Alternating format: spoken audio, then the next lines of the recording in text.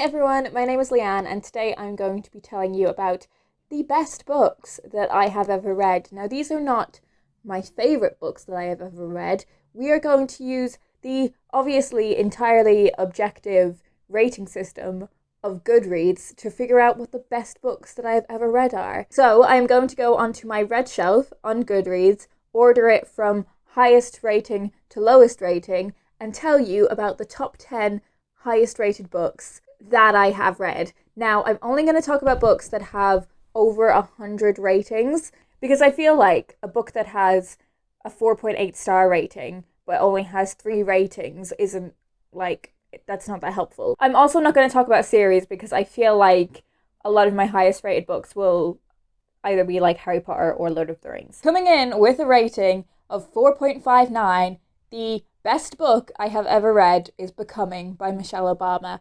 Is this the best book I've ever read? It's a really good memoir. Like, it has everything you would want from a memoir. It has intrigue, it has things you didn't know before, it has background to events that you'd seen on TV but maybe not understood the full story. It has personal anecdote as well as talking about, big, broader political issues. It feels very honest and important, and the narrative structure of it is really good. It's a memoir I would really highly recommend, and to be honest, I think a bunch of different readers would get something from this book. So I don't think it's crazy that could be objectively the best book I've ever read. After that are a bunch of Harry Potter books. Next, with a rating of 4.55, is The Complete Mouse by Art Spiegelman.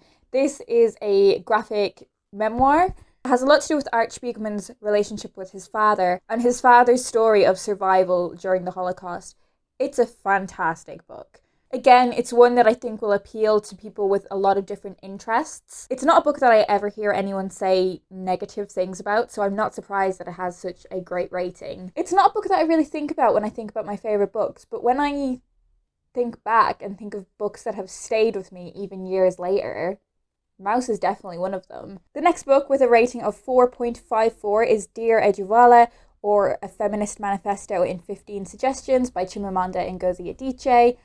This is definitely not one of the best books I've ever read. This is a really slim book that is essentially Chimamanda Ngozi Adichie writing to her friend's daughter about being raised feminist. It's not really a book that has stayed with me. I didn't think there was anything new in it. It's not a bad book, and I can understand why people would give it 5 stars, but I don't know, I just feel like I don't have a lot to say about that one. I really like Chimamanda Ngozi Adichie, and if this was replaced with another of her books, then I wouldn't be surprised, and I would be like, yeah, that's probably one of the best books I've ever read. Next, with a rating of 4.52, is The Hate You Give by Angie Thomas. This is the first book on this list where I'm like, yeah, this is one of the best books I've ever read.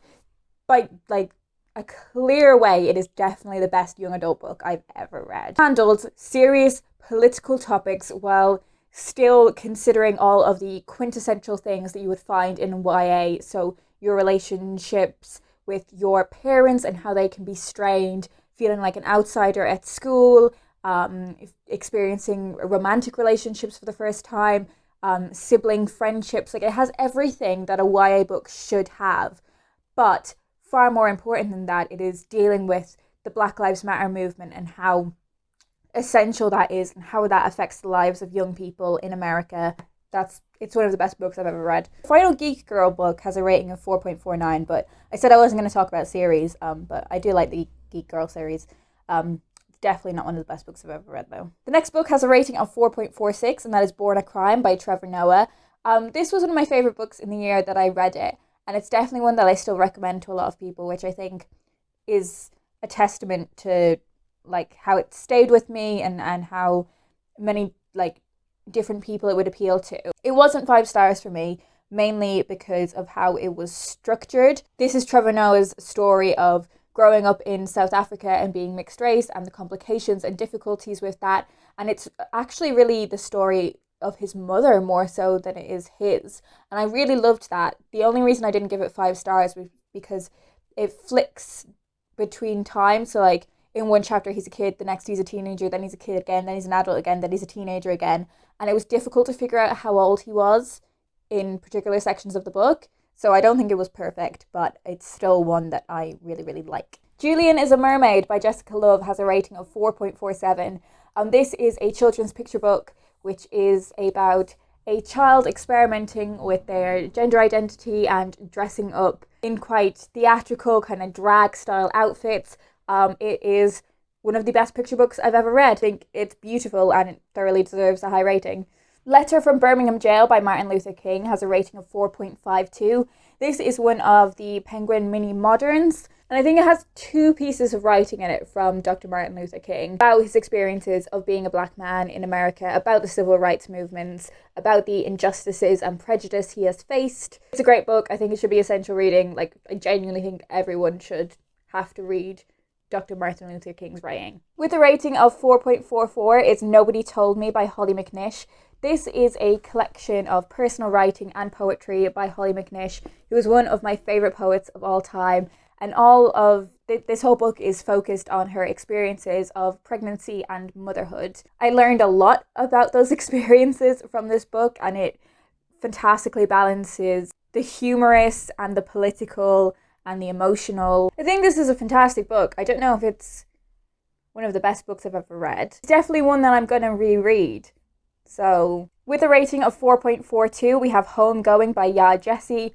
I think, yeah, this could be objectively one of the best books I've ever read. This is a multi-generational book, so we follow 2 sisters, one who is sold into slavery and one who becomes the wife of like an English guy, and it follows their descendants generation by generation. It's one of the most impressive books that I've ever read.